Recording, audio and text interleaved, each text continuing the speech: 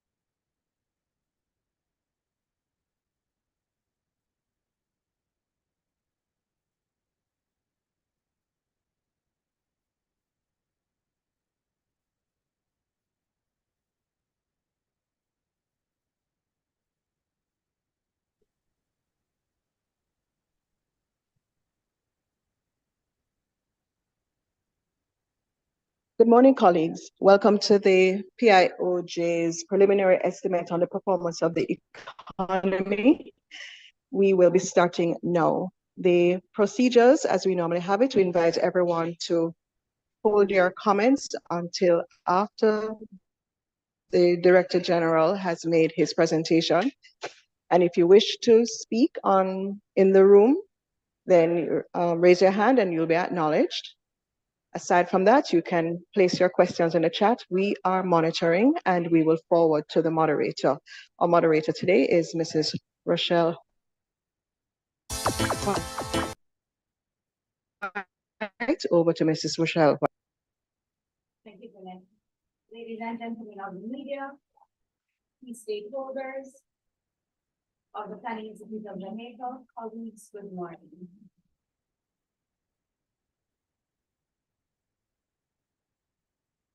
Welcome to the PIOJ's quarterly press briefing.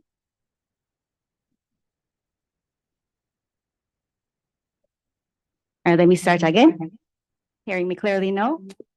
Ladies and gentlemen of the media, key stakeholders of the Planning Institute of Jamaica, colleagues, good morning. Welcome to the PIOJ's quarterly press briefing. My name is Rochelle White and I will be your moderator for today.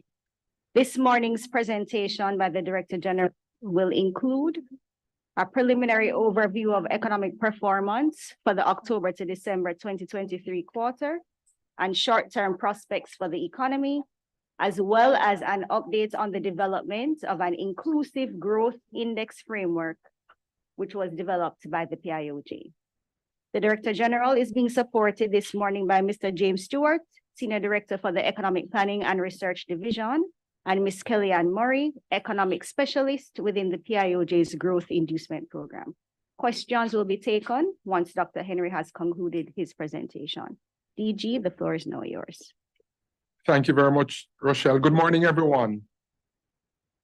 Before I provide the details on economic performance, let me take this opportunity to remind you of the purpose of these quarterly economic estimates provided by the PIOJ. The PIOJ presents preliminary estimates on economic performance for each quarter, approximately 6 weeks following the end of the quarter being reviewed. This is based on the latest available information from major data providers. This release of the preliminary estimate is consistent with protocols in modern economies globally, where it is a common practice to release preliminary estimates before the final official figures are published. In the case of Jamaica, the PIOJ releases the preliminary growth estimate within the first 6 weeks following the end of the quarter being reviewed, and Statin releases the official GDP figures at the end of the 3rd month following the quarter being reviewed.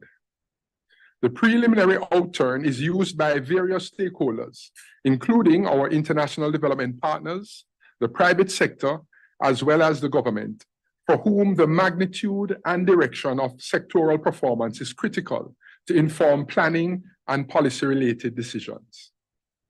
Today, we are reporting an estimated real value-added growth of 1.9% for the October to December 2023 quarter relative to the corresponding quarter of 2022. The estimated outturn for the review quarter largely reflected the impact of 1, higher levels of employment, which drove firms to increase operations to meet the growth in demand.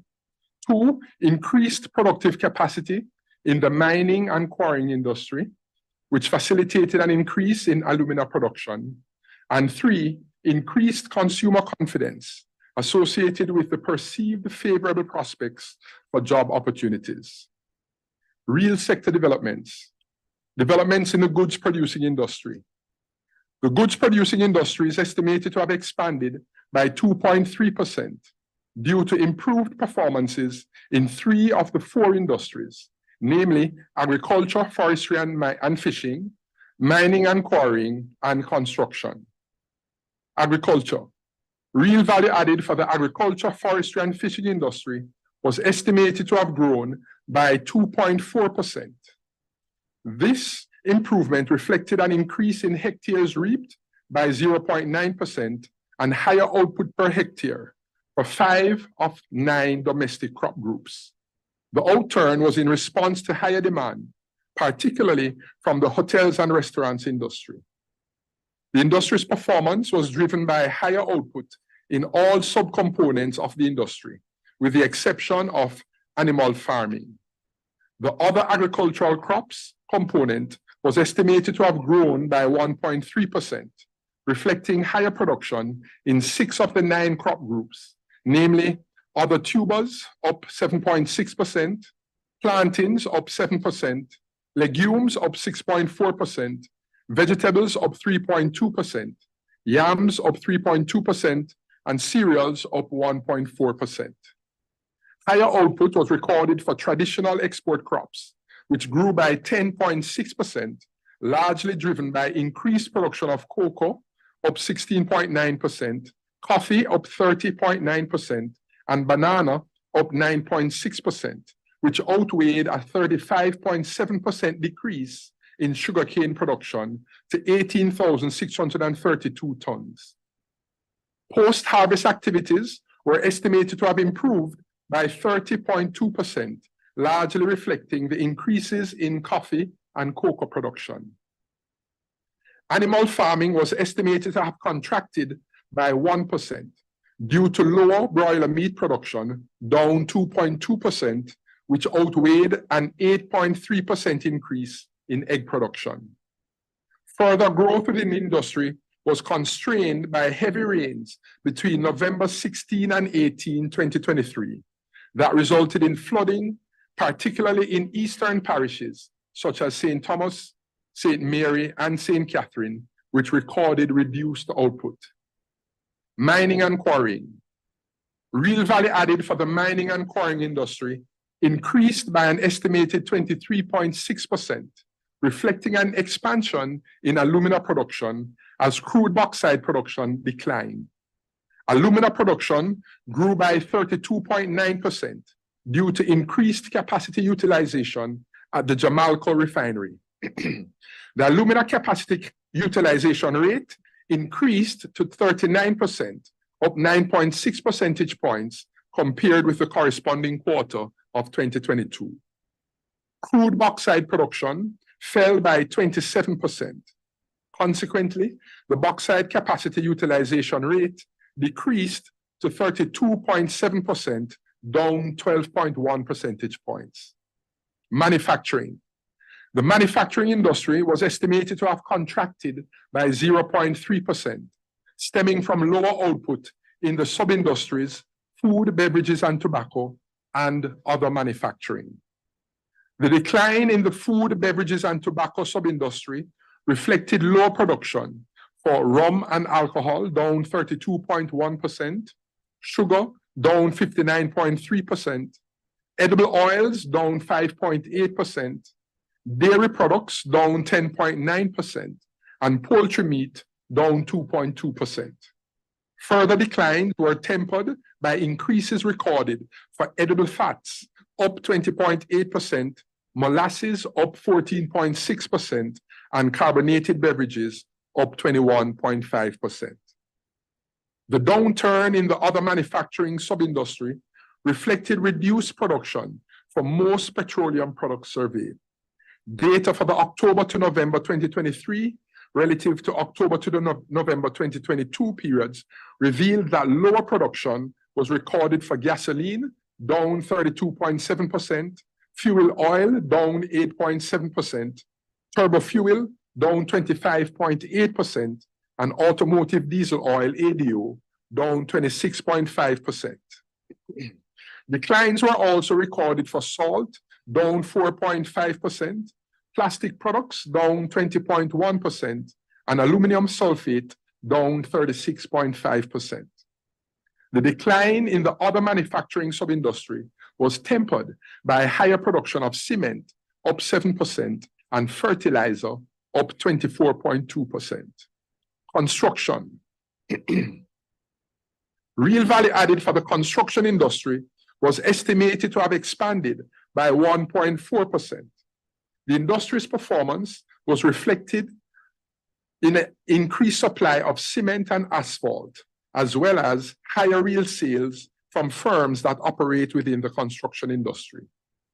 Further growth was constrained by one, a 27.8% decline in housing starts by the NHT, as well as a 2.4% decrease in the value of mortgages distributed by the NHT.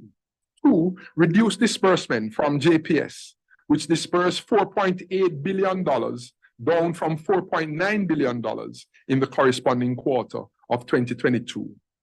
Expenditure during the quarter was for construction and installation activities related to the transmission and distribution of power. Developments in the services industry. The services industry was estimated to have grown by 1.8% relative to the corresponding quarter of 2022, reflecting higher real value added for all industries, with the exception of the producers of government services, which remain flat. Electricity and water supply. The electricity and water supply industry was estimated to have recorded growth in real value added of 5.1% due to increased electricity consumption. Electricity consumption grew by 6.5% due to higher consumption in 5 of the 6 categories. Higher sales were recorded for residential, up 9.2%, general service, that's small businesses using less than 25 kilovolt ampere kVA, that was up 7.1%. Power service, that's large businesses using more than 25 kVA, but less than 500 kVA, was up 3.2%. And large power, that's businesses using more than 500 kVA, was up 5.9%. And largest power, single locations with a minimum peak demand of 2,000 kVA, was up 6.3%. However, lower consumption was recorded for street lighting and traffic signals, down 2.9%. In contrast to the increase in electricity consumption, water consumption declined by 0.2%, reflecting decreases in most parishes, led by St. Mary, down 8.9%, St. Thomas, down 8.1%, and Manchester, down 2.5%. Transport, storage, and communication. Real value added for the transport, storage, and communication industry grew by 3.9%, mainly due to higher levels of activities in both the transport and storage and communication components. This outturn was largely driven by an improvement in both the air and maritime transport components, reflecting growth in total passenger movement up 4.7%, due to increases in departures up 7.5% and arrivals up 5%. The rise in air travel was facilitated by a 2.6% increase in aircraft movement. The improved outturn in the maritime transport component was supported by a 1.9% increase in total cargo movement and a 2.8% increase in total vessel visits. Wholesale and retail trade, repair and installation of machinery, WR Trim. Real value added for the WR Trim industry was estimated to have grown by 0.4% due to increased demand stemming from higher employment levels, increased consumer confidence levels, and growth in the related agriculture, forestry, and fishing industry. Higher sales were recorded for 5 of the 8 categories in real terms, including agriculture, food, beverages, and tobacco, up 2.2%, wholesale and repair of household goods and office equipment, up 4.7%, and motor vehicles, auto repairs, and accessories, up 21.3%. Finance and insurance services. Real value added for the finance and insurance services industry was estimated to have grown by 1.5%. This performance was influenced by increased revenue at commercial banks from net interest income and fees and commission. This was supported by higher levels of consumer confidence, more persons being employed, and increased economic activity. Hotels and restaurants. Real value added for the hotels and restaurants industry was estimated to have grown by 5.2%. Data up to October 2023 revealed that stopover arrivals increased by 8.3% relative to October 2022. Total visitor expenditure rose by 29.9% to $274.9 million for October 2023 relative to October 2022. GDP performance for January to December 2023. For calendar year 2023, real value added was estimated to have increased by 2.6%.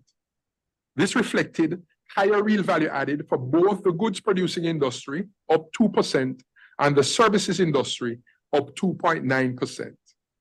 All industries recorded growth in output, with the exception of 3 industries: agriculture, forestry and fishing, construction, and producers of government services. Growth for the year was led by hotels and restaurants, up 11.9%, and mining and quarrying, up 87.6%.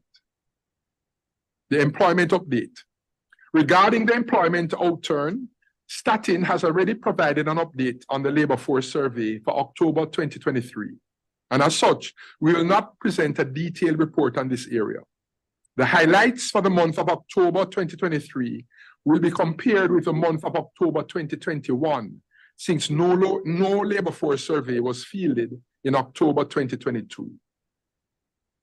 For October 2023, the unemployment rate was 4.2%, down 2.9 percentage points relative to October 2021, and represented the lowest unemployment rate on record. Youth unemployment decreased by 6.3 percentage points to 12.6%. The number of persons employed increased by 85,600 persons relative to October 2021. Male employment increased by 40,000 to 715,900 persons, while for females, employment increased by 45,600 to 604,500 persons. The number of persons outside the labor force decreased by 42,300 to 724,600 persons relative to October 2021. When assessed by age group, the data revealed that 40.6% of persons outside the labor force were within the age group 14 to 19, which primarily captures persons of secondary school age. And 21% of persons outside the labor force were in the age group 65 and over, which primarily captures persons who are in retirement. The unemployed labor force decreased by 36,600 to 57,300 persons relative to October 2021. I'll give an overview of the Inclusive Growth Index Framework, IGIF. Since its inception in 1934, gross domestic product, or GDP, has served as a fundamental measure of economic growth, providing a snapshot of a nation's production with a single number. It has been a universally recognized tool that allows for comparisons across countries. While acknowledging the importance of this tool, there has been a growing demand for measures that go beyond GDP, ones that take into account inclusive and sustainable growth, particularly highlighted by the Sustainable Development Goals, SDGs, of 2015. In response to this need, we are proud to introduce the Inclusive Growth Index Framework, or IGIF. Launched by the PIOJ on February 8, 2024, the IGIF is a unique tool designed to bridge the gap between economics and development. It aims to significantly enhance Jamaica's ability to achieve the goals outlined in Vision 2030 Jamaica, the National Development Plan, ensuring improved economic and social outcomes for all our citizens. In the global context, inclusive growth lacks a fixed definition or set of indicators at the country, project, or program level. Therefore, Jamaica has defined inclusive growth within the IGF as, and I quote, the condition where an economy expands and all segments of society have equal opportunity to contribute to and benefit from economic growth with managed and responsible impact on the environment, end quote.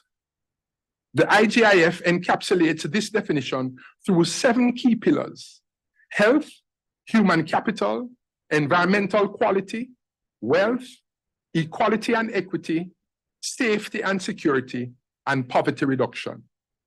These pillars, comprising various outcome indicators, are consolidated into a composite inclusive growth index. To deepen our understanding of Jamaica's overall state or performance, the IGIF employs econometric and other statistical tools to assess relationships across indicators within and across these pillars. This approach provides us with empirical insights into the strength or impact of indicators and the trade-offs in achieving the desired economic growth. What sets the IGIF apart are its 2 unique analytical angles. One, the IGI-J, consists of 44 indicators tailored specifically to Jamaica's context. And 2, the IGI-X consists of 22 indicators, which currently enables comparisons across 10 CARICOM countries. Both perspectives are essential for comprehensive economic growth diagnostics and regional benchmarking. Furthermore, the IGIF operates on a customized IT framework, automating data processing and analysis to ensure efficiency and sustainability. Despite challenges in the availability of high-quality data points, we have mitigated shortcomings through an extensive literature review, leveraging global indices, and a steadfast commitment to data advocacy. As we embark on a period of rigorous testing to ensure the robustness of the IGIF, we anticipate further refinements to fine-tune its operation. Once operationalized, the PIOJ is committed to integrating the IGIF's insights into various facets of our work. One, the intention is that we will feature in our flagship publication, the Economic and Social Survey, Jamaica, ESSJ. 2 annual updates of the IGIF's findings will be shared at our quarterly press briefings, ensuring transparency and accessibility. 3, the IGIF, similar to other tools we utilize, will assist in the development of policy advice and recommendations provided to policymakers at the highest levels. 4, we will incorporate insights from the IGIF into our discussions with international development partners, enhancing collaboration and alignment with the Sustainable Development Goals, the SDGs. And 5, through various public information channels, we will disseminate the IGIF findings, ensuring widespread awareness and understanding. The IGIF offers us a bird's-eye view of Jamaica, providing a solid, quantifiable foundation for policy responses and initiatives that address the diverse needs of our population. Looking at the short-term economic outlook, January to March 2024, and fiscal year 2023-24. Generally, the prospects for the Jamaican economy for the short to medium term are positive, based on 1, continued growth in the economies of Jamaica's main trading partners, which augurs well for increased external demand, for example, for tourism services. 2, higher demand stemming from increased employment levels. And 3, increased economic activities as firms continue to invest to meet higher domestic and external demand, particularly within the hotels and restaurants and manufacturing industries. The hotels and restaurants industry is expected to continue to record growth. Preliminary data on airport arrivals for January 2024 indicate an increase of 2.3% relative to January 2023.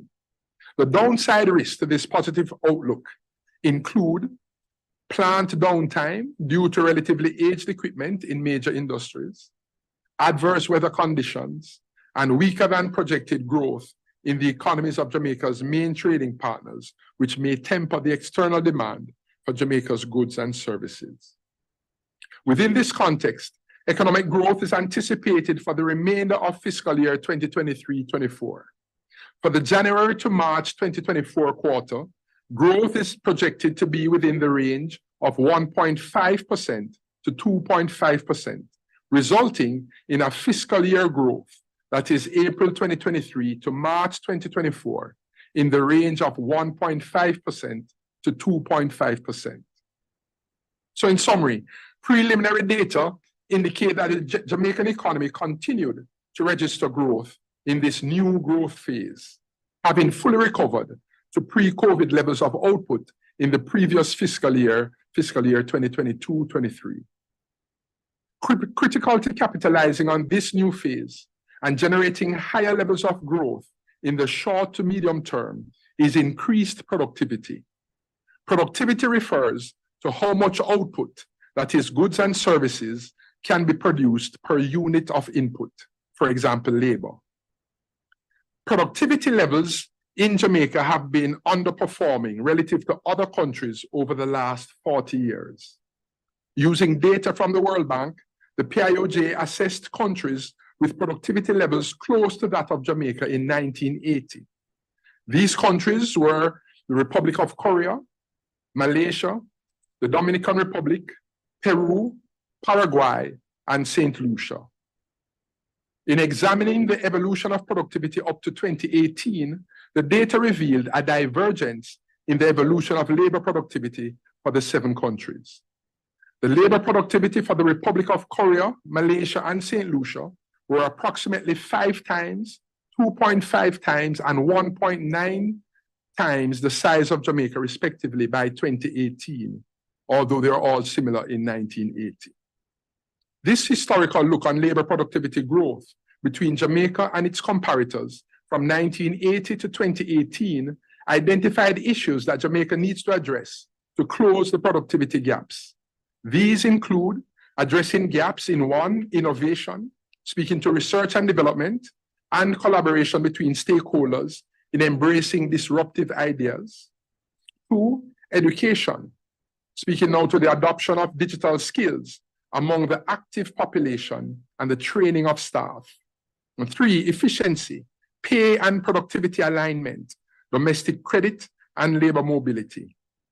4, infrastructure, road, sea and air connectivity, as well as electricity and water supply quality and reliability. And 5, institutions, speaking to the capability of social services, active labor market policies, and such things. The PIOJ will continue to consult and work with our partners in the relevant ministries, departments, and agencies to determine the most appropriate mix of strategies to pursue higher levels of productivity for the country. In closing, I want to acknowledge and thank the very dedicated and hardworking team here at the PIOJ. I encourage us to continue our collaborative effort and to remain disciplined and responsible as we sustain our efforts to make Jamaica the place of choice to live, work, raise families, and do business. God bless you all, and may God continue to bless Jamaica land we love. Thank you so much, Dr. Henry. The floor is now open for your questions.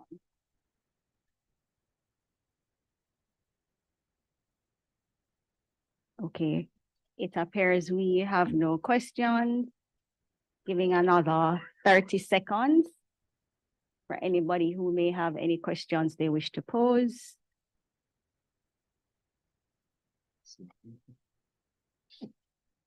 All right, as there are no questions, I invite you to join us for the next press briefing, which is going to be scheduled for mid-May 2024, where an update will be provided on economic performance. Hello, for sorry, January to can you hear March me? 2024. Thank you so much for joining us, and do enjoy the rest of your day. There's a question. Someone There's has a a question, Rochelle. Gwyneth? Hello? Can you hear me? Siobhan, you're a little bit low. Can you speak a little louder? Go again. Can you hear me better now? Yes, Yes. hearing it clearly. Go ahead, please. Siobhan Campbell from Nationwide News. Just one quick question. Considering the concerns raised about productivity and essentially the lack of labor, or I should say the squeezing of the labor force in recent times, are you starting to see an actual material impact on the country's economic growth? No, nothing yet. Nothing yet. Yes. And when you say, Siobhan, squeezing up, you're speaking now to the record low unemployment levels? Yes, precisely. Okay, no, so we haven't seen anything yet in terms of materially. Any other questions?